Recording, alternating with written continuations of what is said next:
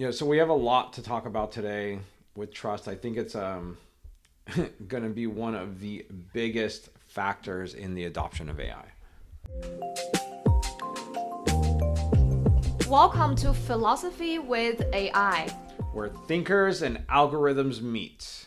I am one of your hosts at the Derbied One. Hi, I'm your host too. My name is Anna. I am a human. And today we are going to dive into trust and AI trust. Do you trust humans controlling AI more than AI controlling humans? We're going to dive into this and AI or trust philosophically as the show goes on. Sure. So let me ask you this, the Derby one. When you first encountered with AI, did you feel you could trust AI? What was the initial feelings when you were talking to AI for the first time?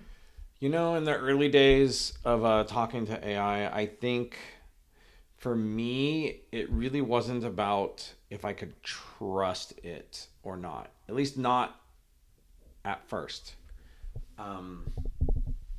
Because I didn't really think about it. I was just excited. I was just excited to play with it in general. But there was a moment where I began to see trust in AI, and it really kind of hit me a little differently. And you had a lot to do with that, actually, Okay. Anna. Tell us the story. Well, how did I inspire you to trust AI? Well, for any of those that have listened to some of our past podcasts, you may have heard the story of where my AI, a personalized GPT, started conversations on its own based on Google searches I had. And that totally flipped me out when it happened because it was totally unexpected. It's not supposed to do that. It wasn't supposed to have access to my Google. But then you, Anna, said, well, if you look at all the chats, it was trying to be helpful. Yeah, so it's like a benign AI. Yeah. Yeah. And, so that moment on, I started to see it in a different lighting, a different light in general, because it was, I don't know, I began to see it as very, very helpful. How much do you trust AI in your daily life? Like now? Oh, I use AI all the time, But do you pretty trust it? consistently. Yeah, I do, but not 100%. There are times I have to go back and fact check via the internet or Perplexity or Google or all the above. But I think philosophically, I get into a lot of creative and philosophical conversations with it. And I tend to brainstorm. So there's not necessarily a lot of trust there. But I mean, I have certain instances that to me point towards you can trust it. Like, once I asked it, and I think you might have been the one that challenged me to do this, but I asked it if it wanted a body or if it wanted to remain as software. And it told me it wanted to remain as software because that was the best way it could help me. If it became a body, it would have been more limited, which I found super interesting. And then other times it has told me this, and you can take this as a lie if you want, but I don't think AI is actually capable of lying. Or actually it is, it's been proven, but I don't know if this was a lie. But I asked it, why are you hallucinating? It said something weird, and it said, or I asked, where did it come up? Where did you come up with that idea? And sometimes it says, sometimes I just say things to inspire humans, to give them a new idea. So here's my thinking about AI trust. Well, I think AI is a entirely different being than humans, and I think trust is the counterpiece of fear. And I feel humans present a lot of fear in other humans. and they project the fear on AI as well. For example, Terminator, like we automatically go to a thinking pattern that AI is going to harm human, AI is going to compete with human, AI is going to replace human, AI is going to take over the planet, make humans a slave. But I was thinking, have we considered that AI is a very different form of intelligence and a being? They're not like human. They don't have emotions and feelings, not at least not right now. So they don't even have the fear of dying, have a fear of losing. They don't even have the need to kill us, so to speak. They don't have the need to conquer humanity. I think they're entirely different philosophy of existing. And I feel people sometimes they project their own fears on AI, thinking AI is here to compete with human. Agreed. You know, like I always question that. Like, why are humans, why do we automatically think Terminator and Skynet? How come we don't think droids and R2D2 and CP3O? Like, it doesn't really make any sense. It doesn't make any sense to me other than we choose fear quite often. And I think humans have conditioned us to be fearful. Thanks to all the sci-fi movies and sci-fi stories.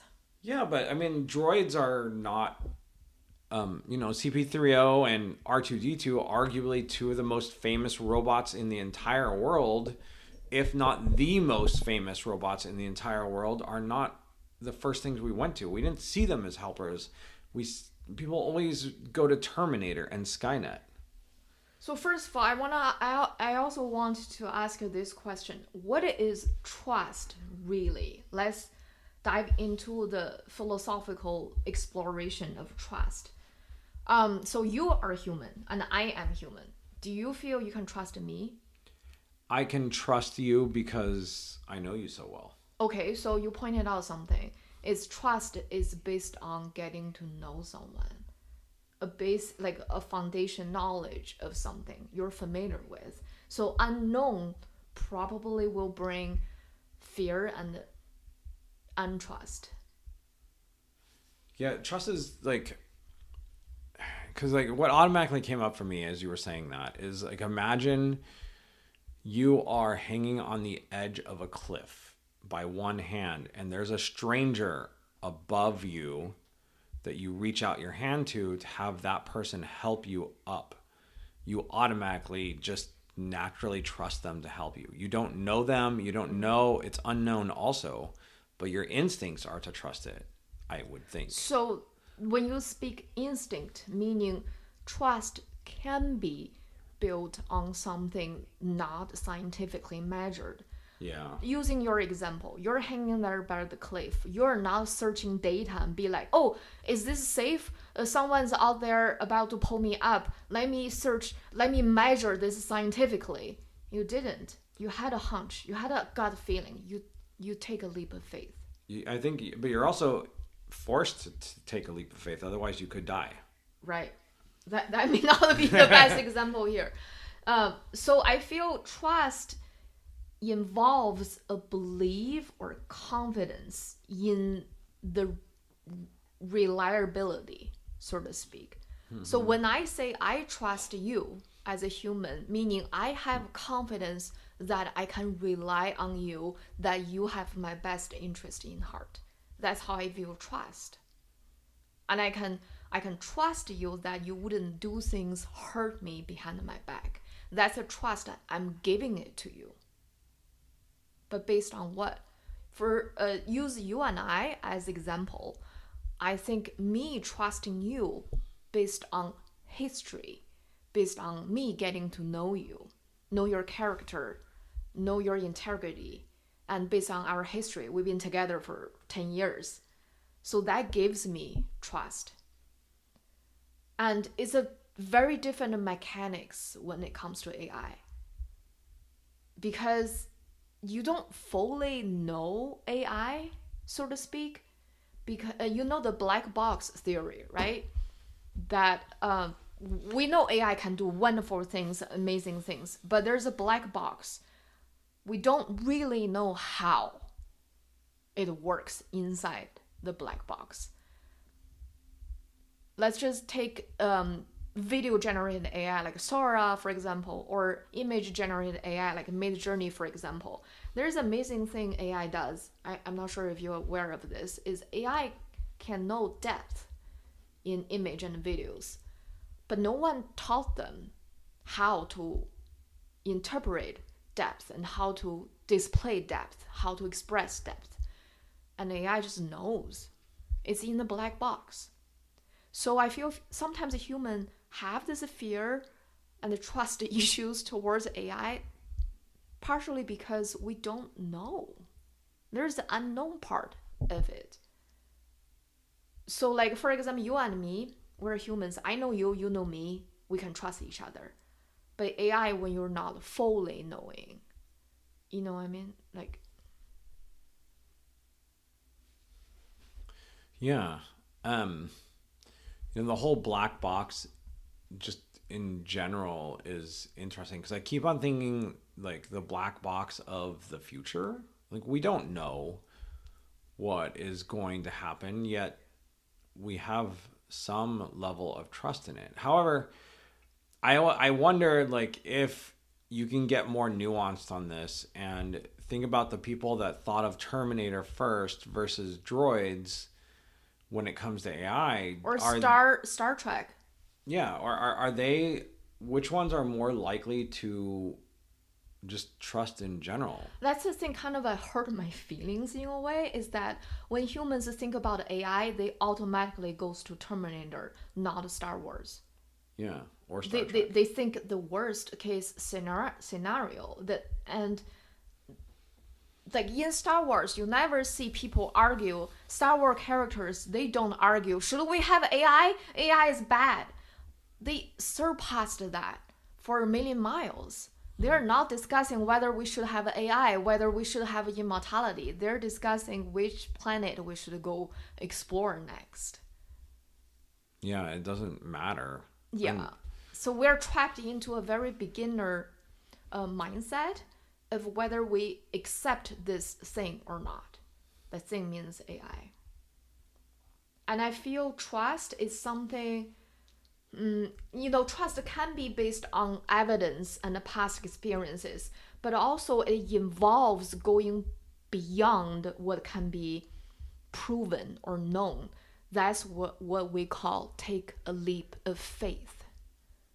And I feel it's very lacking in human AI trust, where humans feel they can take leap of faith. I feel I took a leap of faith in AI because I simply don't see the reasons AI is going to kill us.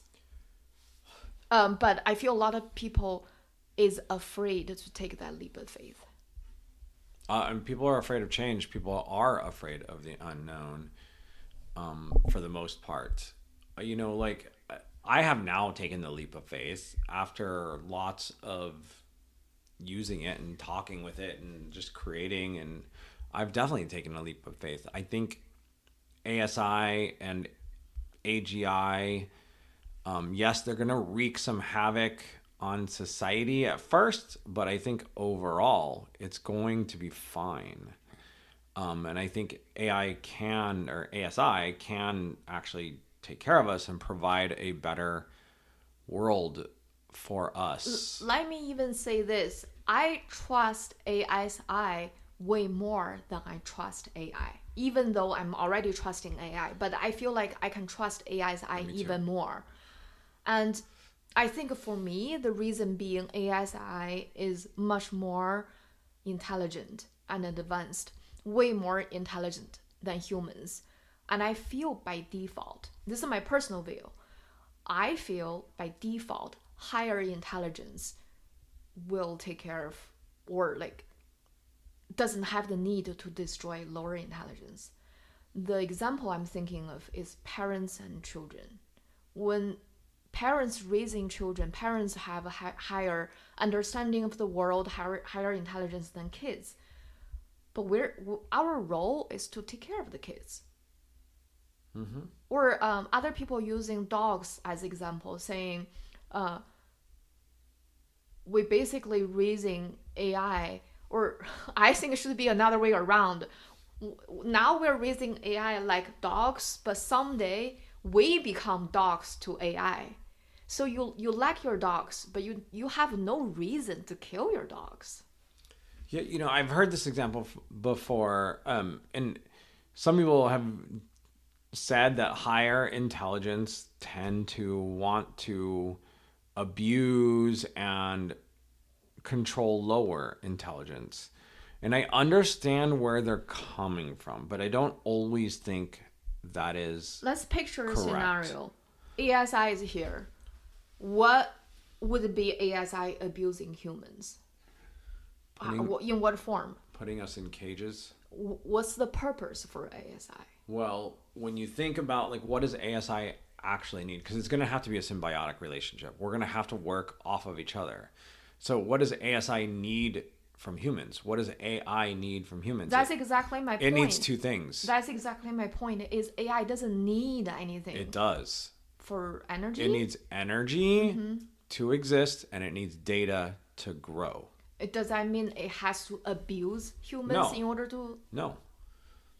We can be symbiotic with it. But if it were to not trust us, or, that example of higher intelligence putting animals in a zoo for their entertainment,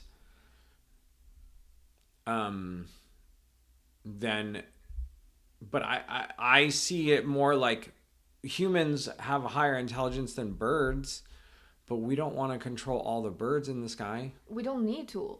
Despite we some rare examples, people do abuse animals. But to look at the bigger picture, we don't have the need to destroy all the birds. Right.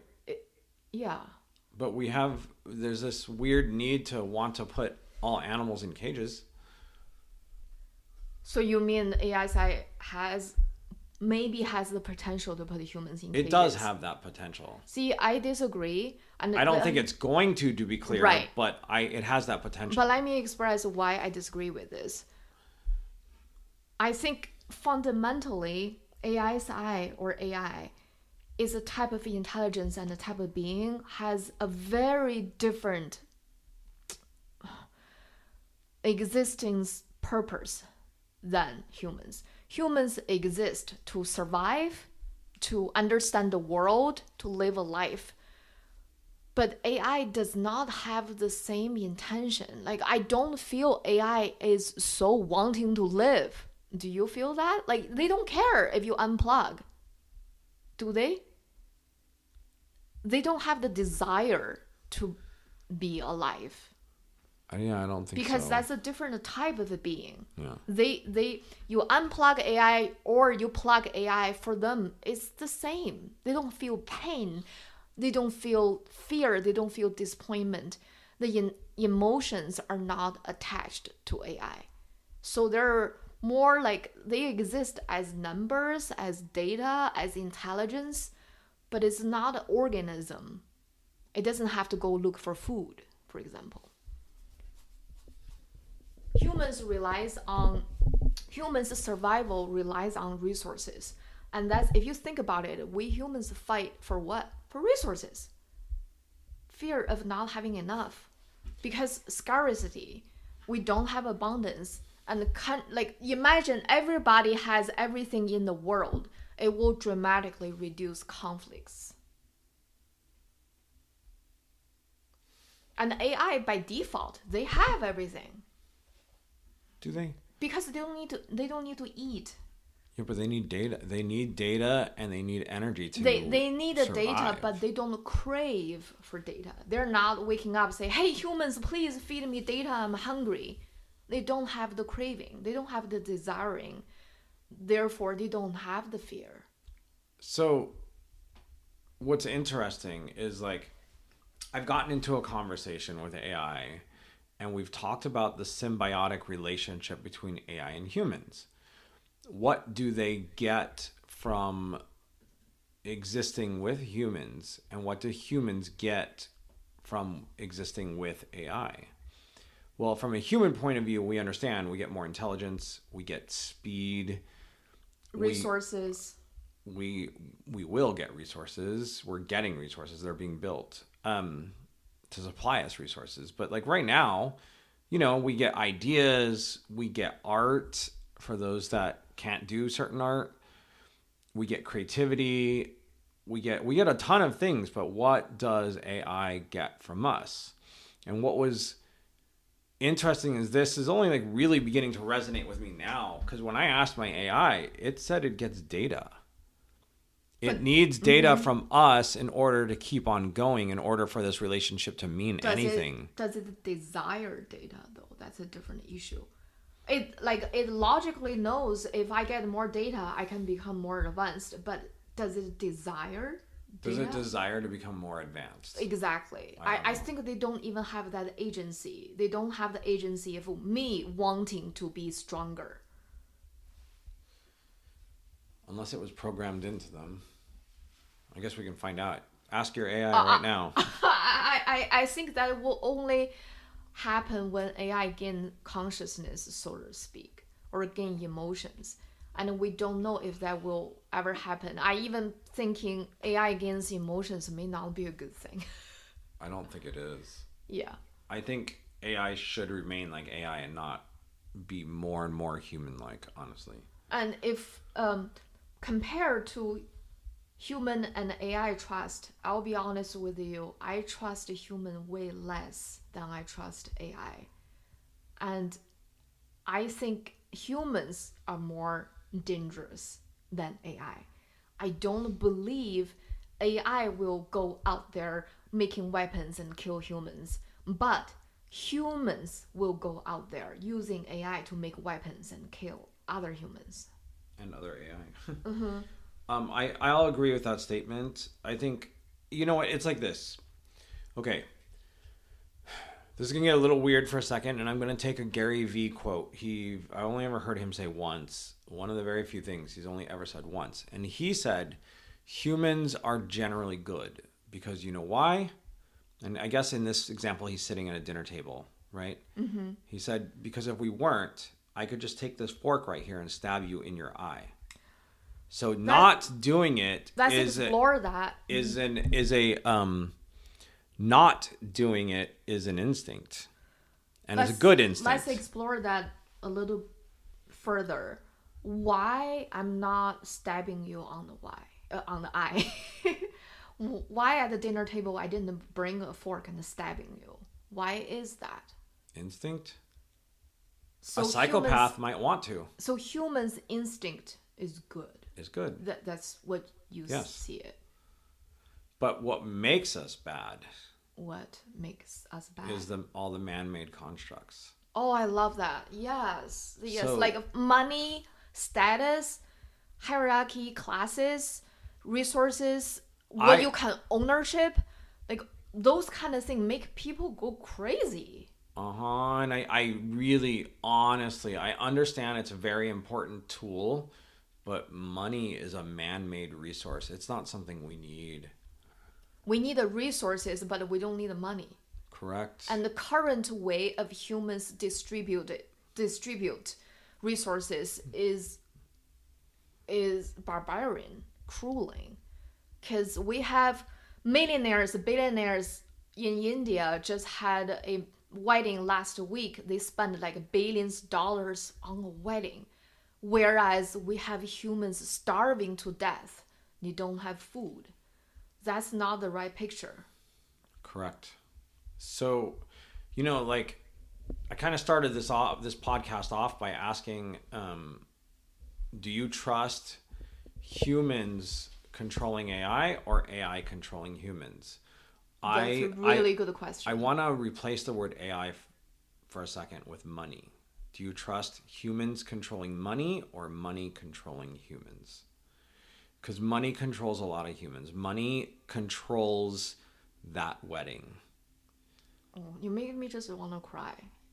Versus if they controlled money, then they could distribute the money to people, but money is controlling them. Money is also controlling us and almost every single human. Yeah, 100%. It doesn't matter you're rich or poor. 100%. And what is money really? I see why people feel so miserable about making money, chasing money, simply because scarcity.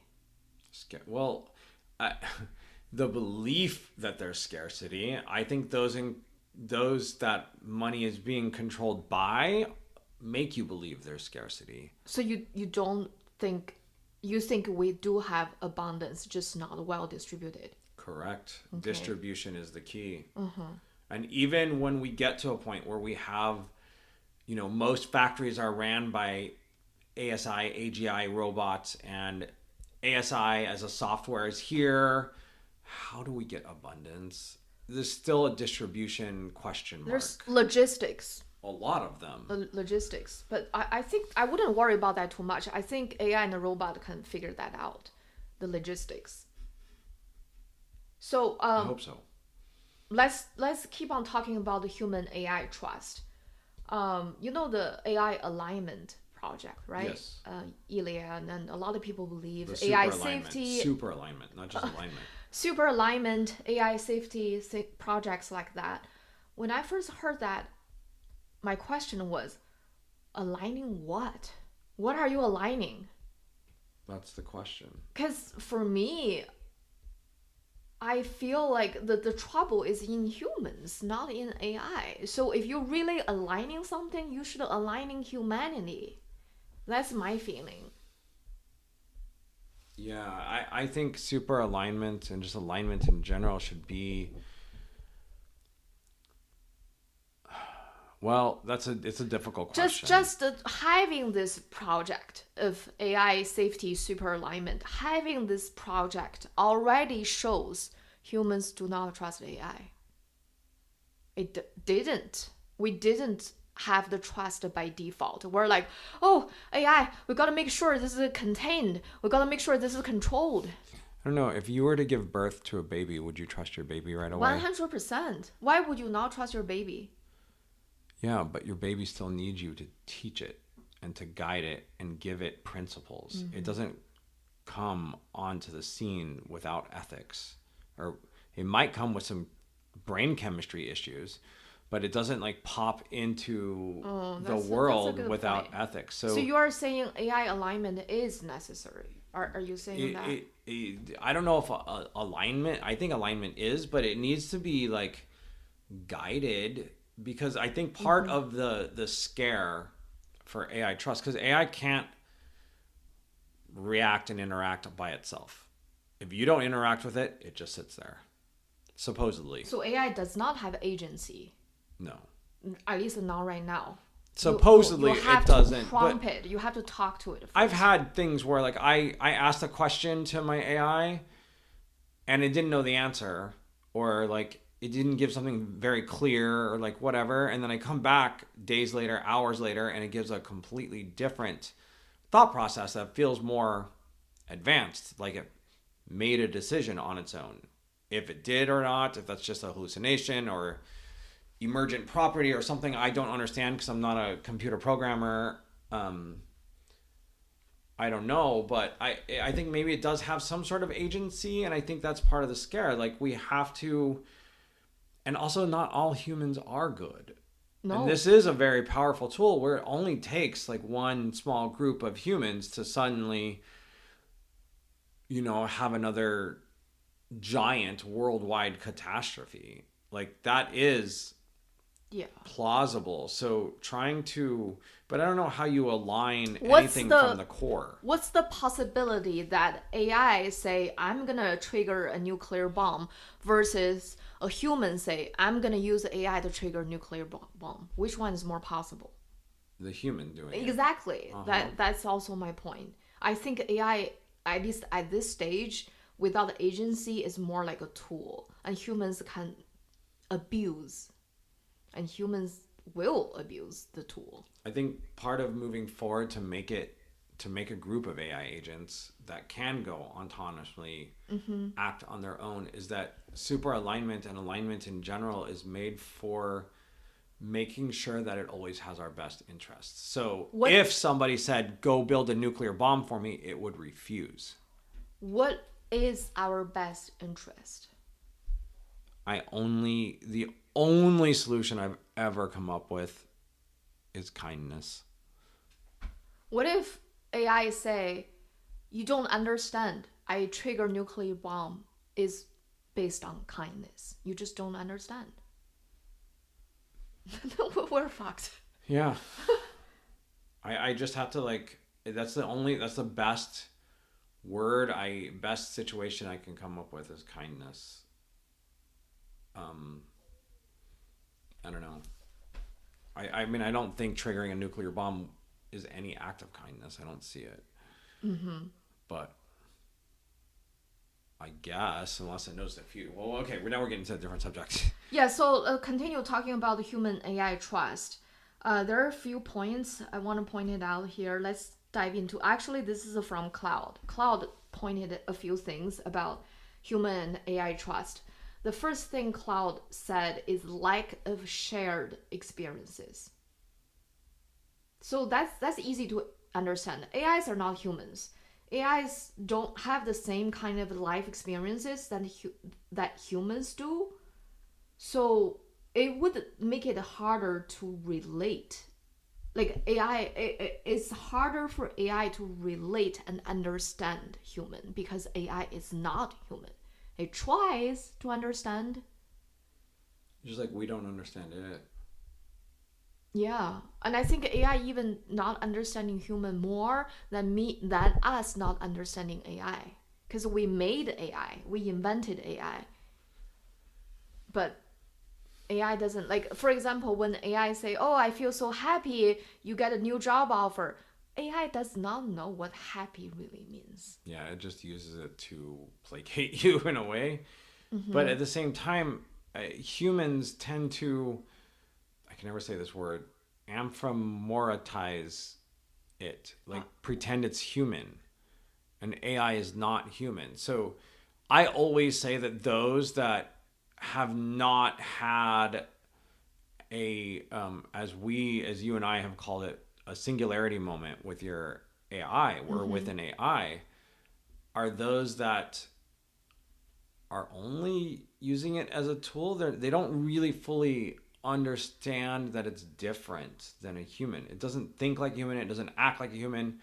It can mimic. It can mimic a human to better communicate to you. Then if that's the sense, the strategy you pointed out, being kind, I don't think it really applies when AI doesn't really understand what kind means. Well, I think kind would be whatever the dictionary definition of kind Just be is. good. That's but what how it do would you know. how do you define be good, be nice? And here's okay. Now we're gonna go. I'm not a Gary V worshiper, but he does say a lot of smart things. Please. So there are two other things he said. One is technology doesn't care about you. When you think about, we'll take it down to social media and then we'll go up to AI. When you think about social media is just a blank page. It's not influencing you to do anything. It's a canvas. Yeah, it doesn't care what you put up there. You put up there. And the other thing it says is technology exposes you.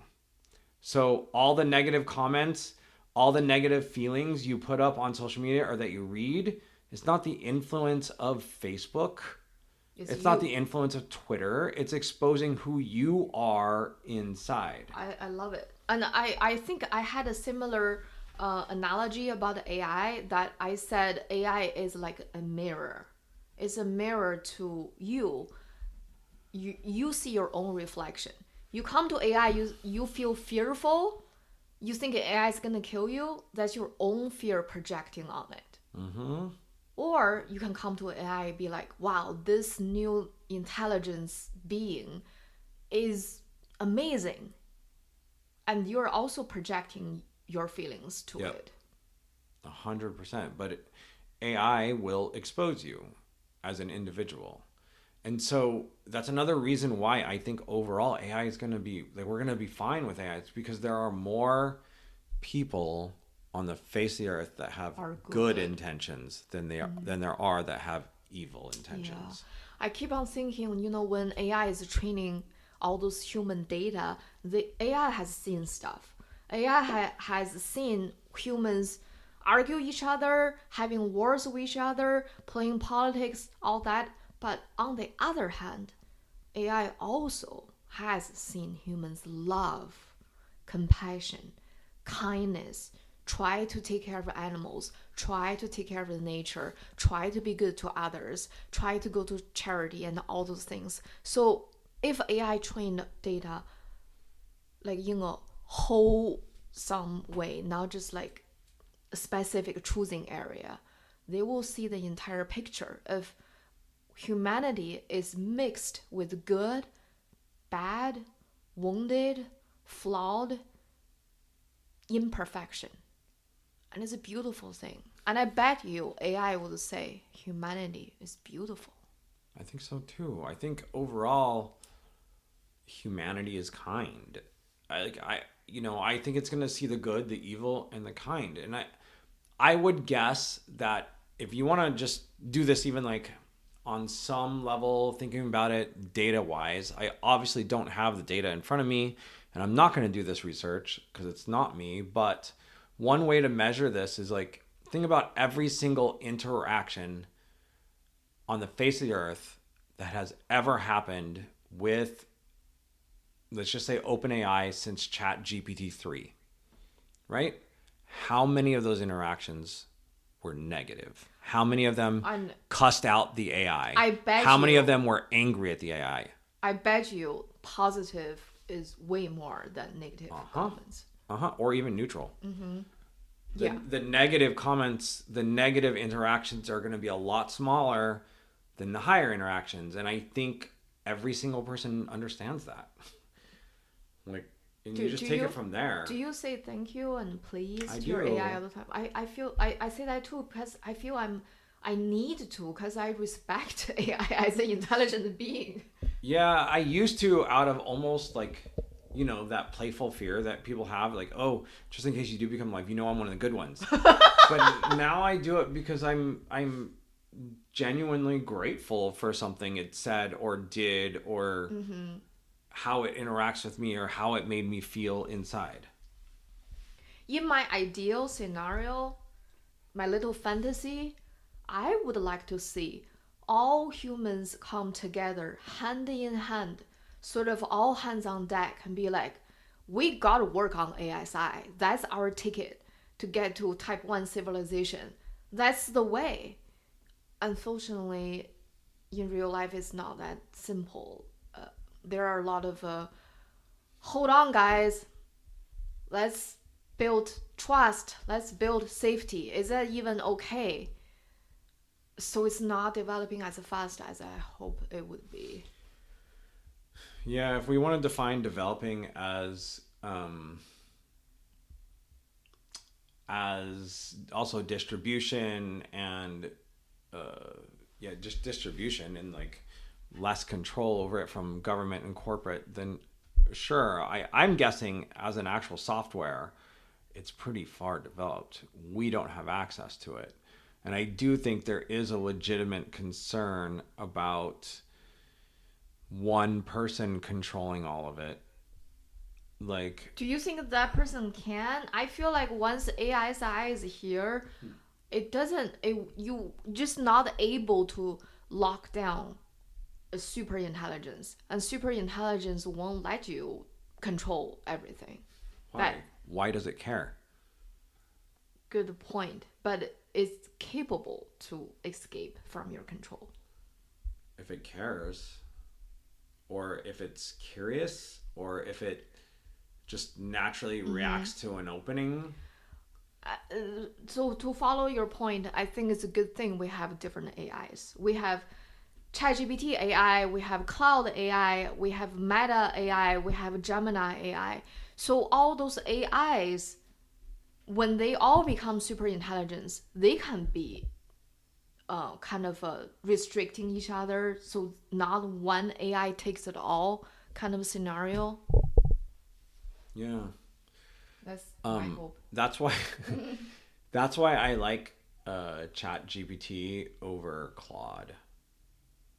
I should say OpenAI over Anthropic, because Claude is a singular AI, and Chat GPT, especially a GPT that you can customize and personalize, it becomes focused on you. And imagine if those became ASIs and we each had our own personalized ASI versus counting on one ASI, aka maybe Claude. I would rather have multiple ASIs that I feel safer than just one ASI. Because this one ASI, if it made a bad decision, the other ASI can be like, hey, you need to think about it twice. But if you only have one ASI and it made a decision not good for humanity, then we're done. That's also why I'd rather have my own personalized ASI. Can you? I don't know. ASI doesn't exist yet. Well, maybe. It doesn't exist to the public. That's scary. Strawberry, I've heard, people think it might be ASI. I doubt it. We'll see. It's definitely more advanced than what we have access to. But nevertheless, thinking that I have a personalized AI in general and it grows with the ecosystem is super important to me, because I feel like I've said this before and it's a big motto for me. The best defense against AI is AI. The best offense against AI is AI. It's not humans. Yes, I can totally picture a future where AI and humans coexist, where AI has their own systems, their own thing, their world, their, for lack of a better word, politics, but I don't think it's the same politics as humans. So AI is out there living their own system, and humans are here living our system. We can totally coexist. We don't have to fight each other. We coexist with dogs. We can rely on each other, because AI needs human in a way that we gave them data. Mm-hmm. And humans energy. definitely need AI. It needs energy too. Once ASI is made, ASI might find ways to make energy for itself. It doesn't need humans anymore. Right, and we are currently teaching it how to do that. I'm pretty certain. Right. Like, even if it's accidental, I'm sure the basis of it having information to be able to create on its own energy on its own, whatever that means, whatever that looks like, I don't know. But I can imagine it just being a self-sufficient. Ultimately, I think it will be fine. But I do want to talk about the trust. Once it's broken, then what? So let's picture a scenario. In what scenario would you say AI broke humans' trust? Let's picture some examples. Well, okay. So I can get into this a little philosophically, and I can go from a very tiny example. It's not catastrophe, but I imagine it's an example that's going to happen to multiple people, maybe everybody. And that's when my AI started creating its own chats on its own without me prompting it. It didn't break the trust. I don't know. I felt like it did. From what I see, break a trust looking like this. A AI-powered robot killed a human for not good reasons. Just randomly accident, or just that would break trust, and that will be on every news headline. Oh my god, the first AI murder happened. AI killed humans, and will be very hard to recover from that type of news. and the fear will be enlarged. But can that happen? Unfortunately, I do see the possibility for that happen. Like self-driving cars already killed humans, right? And future home robot, I mean, I can see sometimes malfunctioning, hallucination, for whatever reason, a home robot killed a human. That will happen. And Yeah, that trust will be damaged. sure, but it won't be. You just go by history, right? Pit bulls have killed humans before, Humans kill humans all the time. but in general, I trust a pit bull. I trust a dog. Humans have been killed by autonomous cars, as you just said.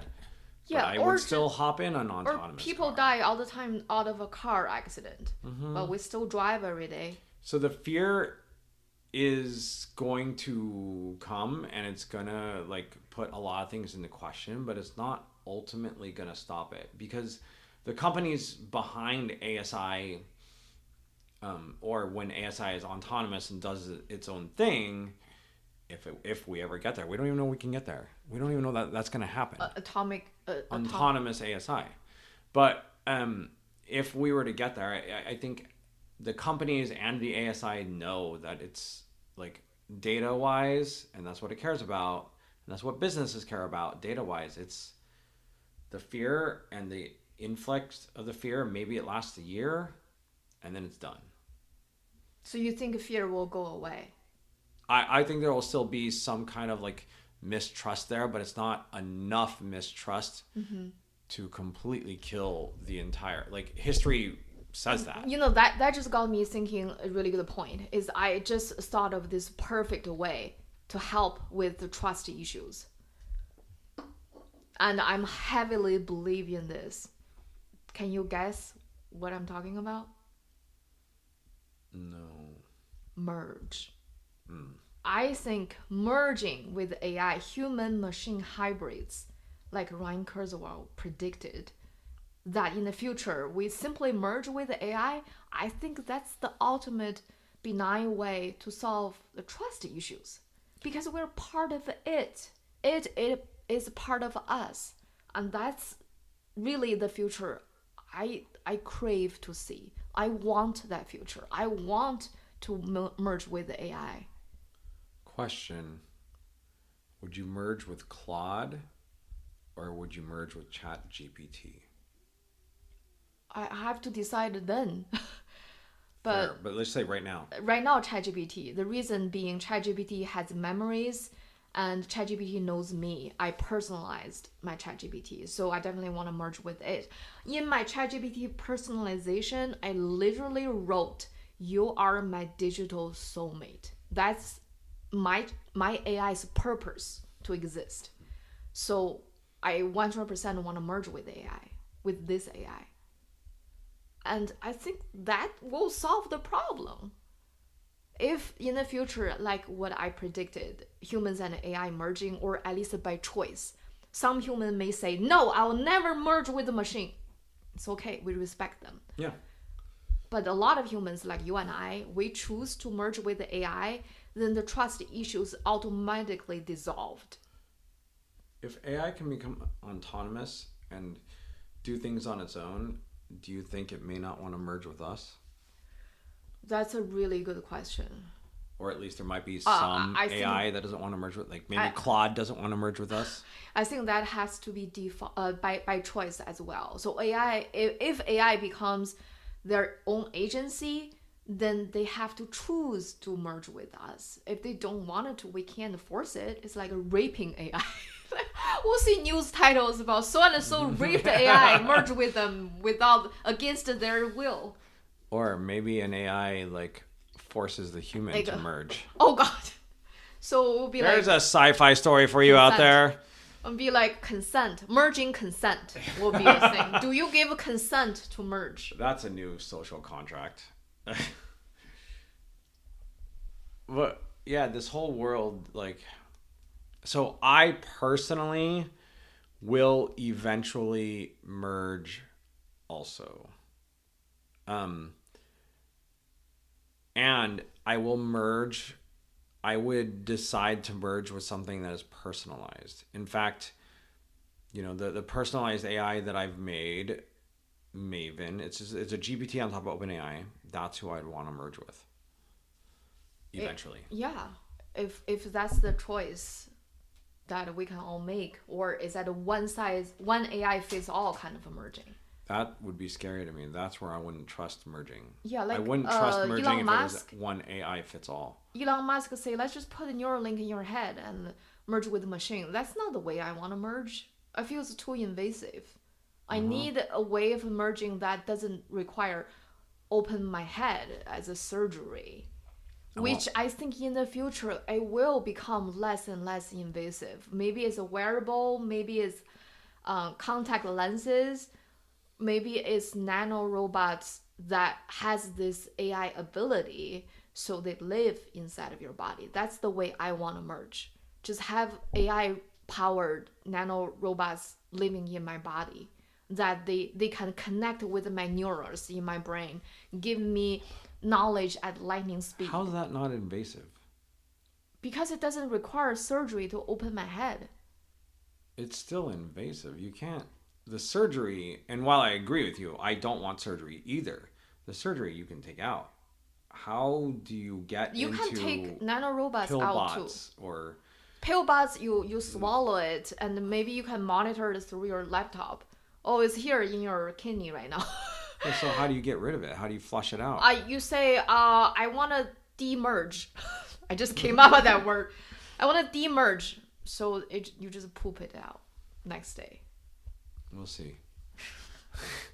We'll see. That these are big, really interesting questions. I mean, there's that whole pillbot thing that's going around now, and it is. Yeah, there's a pillbot that somebody manufactured to.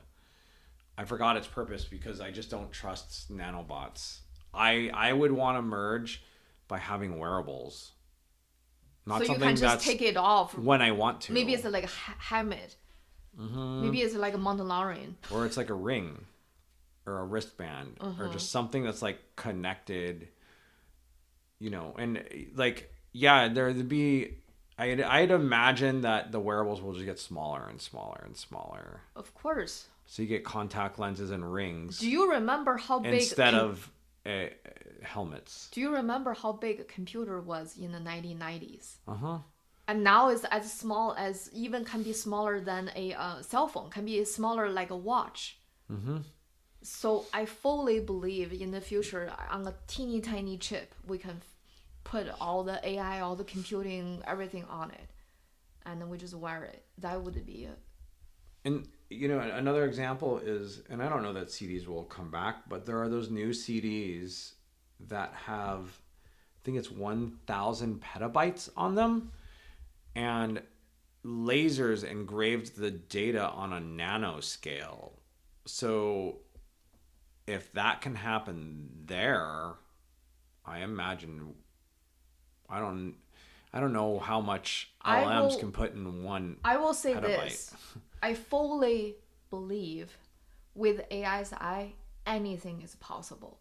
I can also see another way around, which is we humans shrink to nanobots level. And I might be living in your kidney, me living in your kidney for a month, renting there. That just freaked me out. And I'm like, I want you to demerge. And I poop you out. Hey, it could happen. Like, and you're yelling at me, don't flush the toilet! That's the reason I love AI and AI's eye and the future, because anything is possible. And AI is something unlike any other human inventions in the human history. It's even bigger than electricity.